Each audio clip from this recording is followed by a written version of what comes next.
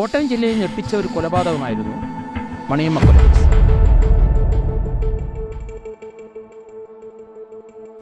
മണിയമ്മ വാകത്താനത്തിനടുത്ത് ഞാലിയാകുഴിയിലെ ഒരു കടയിലെ തയ്യക്കാരിയായിരുന്നു. തയ്യക്കാരൻ അവിടെ പ്രഭാകരൻ എന്ന് പറഞ്ഞ ഒരാളായിരുന്നു. പ്രഭാകരന് ഭാര്യയും 2 മക്കളുമുള്ള വ്യക്തിയായിരുന്നു.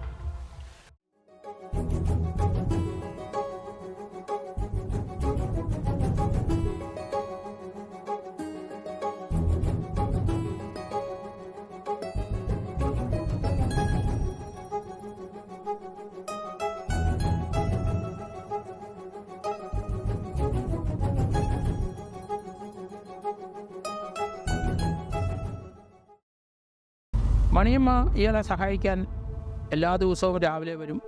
കട അടയ്ക്കാൻ നേരത്ത് മാത്രമേ പോവുള്ളൂ. ഞാലിയാകുഴി അടുത്ത് തന്നെയാണ് മണിയമ്മയുടെ വീടും.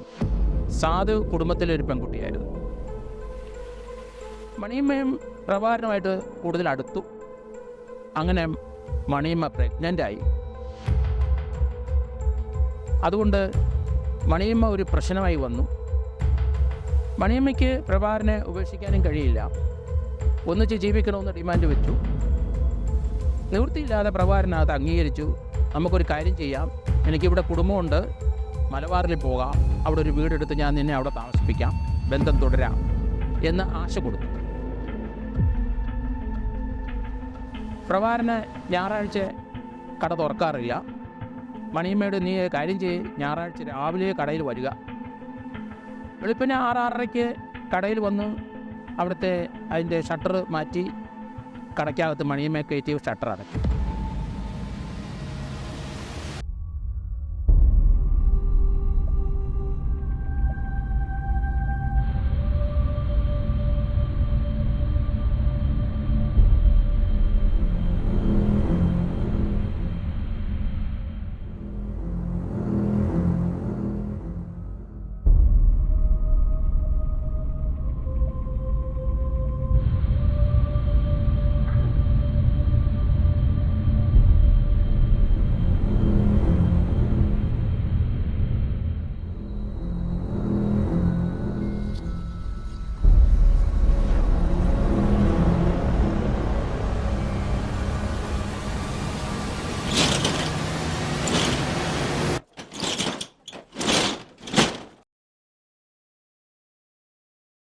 പത്ത് മണിയായപ്പം ബ്രേക്ക്ഫാസ്റ്റ് കൊണ്ടുപോയി കൊടുത്തു. ഉച്ചയ്ക്ക് ചോറ് വാങ്ങിച്ചുകൊണ്ട് കൊടുത്തു രഹസ്യമായിട്ട്.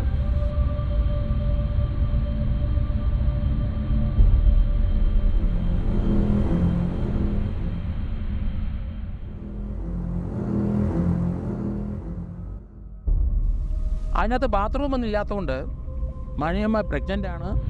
കൂടെ മണിയമ്മയ്ക്ക് മൂത്രമൊഴിക്കണം. അവിടെ ഒരു മല പോലെ പൊങ്ങി വെട്ടുതുണി കിടപ്പുണ്ടായിരുന്നു. ആ വെട്ടുതുണിയിലാണ് മൂത്രം ഒഴിച്ചുകൊണ്ടിരുന്നത്. ഇതൊക്കെ പിന്നീട് എനിക്ക് അന്വേഷണത്തിൽ മനസ്സിലായ കാര്യങ്ങളാണ്. എന്തായാലും രാത്രിയായപ്പം വെളുപ്പിനെ കോട്ടയത്ത് നിന്ന് ബസ് കയറി പോകാം, ഒരു 5 മണിക്ക് പോകാനൊക്കെയുള്ളൂ, നീ ഒരു കാര്യം ചെയ്യ്, ഇന്ന് ഇവിടെ കിടക്ക്, രാത്രി ഞാൻ വരാം.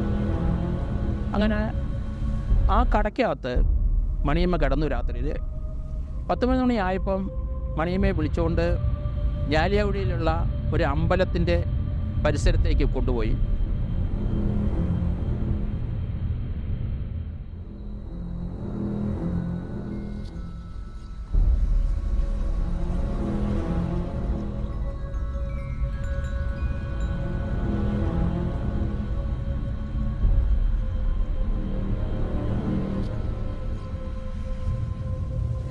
അമ്പലത്തിൻ്റെ അവിടെ വെച്ച് വെളുപ്പിനെ വരെ അവിടെ ഇരിക്കാം എന്ന് പറഞ്ഞ് അമ്പലത്തിൻ്റെ സമീപം വെച്ച് മണിയമ്മയെ കഴുത്ത് ഞെരിച്ച് മണിയമ്മയുടെ കഴുത്ത് അറുത്ത് മണിയമ്മയെ കൊന്നു.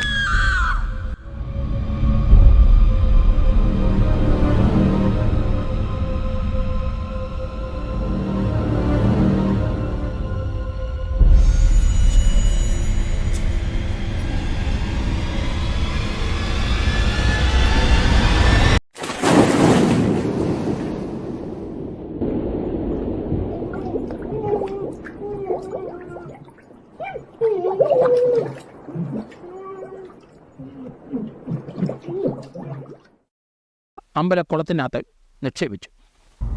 ഇത് രാവിലെ അടുത്ത ദിവസം തിങ്കളാഴ്ച രാവിലെ സ്കൂൾ കുട്ടികൾ അന്ന് ക്ലാസ്സില്ലാതെ വന്നപ്പോൾ എല്ലാവരും അമ്പലക്കുളത്തിൽ വന്ന് ചാടി അവിടെ കിടന്ന് കളിച്ചുകൊണ്ടിരുന്നു. അന്നേരം ഒരു പയ്യനെ ഈ ചാക്കിട്ടിൻ്റെ പുറത്തു നിന്ന് അവിടെ എന്തോ തടഞ്ഞ പോലെ നോക്കി. അതിനുശേഷം മനസ്സിലായി തേങ്ങ മോഷ്ടിച്ച് കള്ളന്മാർ ചാക്കിനകത്താക്കി അമ്പലത്തിൽ കുളത്തിൽ ഇട്ടിരിക്കുന്നു പറഞ്ഞ് കുട്ടികൾ ഈ ചാക്ക് വലിച്ച് കരയെ കയറ്റി നോക്കിയപ്പം ഒരു മനുഷ്യ ശരീരമാണ്, അത് മണിയമ്മയുടെ ശരീരമാണെന്ന് തിരിച്ചറിഞ്ഞു. ഏതായാലും അന്ന് സ്പെഷ്യൽ ഇൻവെസ്റ്റിഗേഷൻ ഗ്രൂപ്പിലായിരുന്ന ഞാനും എൻ്റെ SP MP ബാലകൃഷ്ണൻ ഞങ്ങൾ ഇമ്മീഡിയറ്റ് ആയിട്ട് അവിടെ ചെന്നു. കേസ് ഏറ്റെടുത്തു.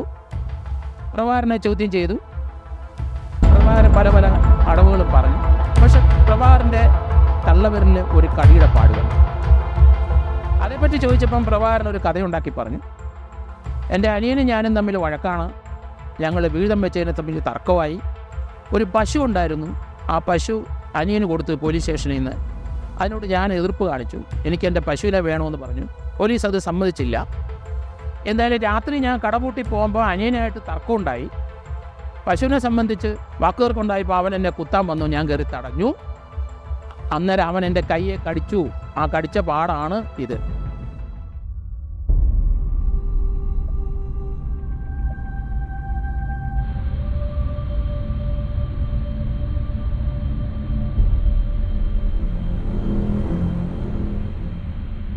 മണിയമ്മയെ കൊല്ലാൻ നേരത്ത് മണിയമ്മയുടെ വായിൽ മണിയമ്മ നിലവിച്ച് വാ പൊത്തിയപ്പം ആ തള്ളവിരലിൽ കടിച്ചതാണ് അപകടം ഉണ്ടായത്.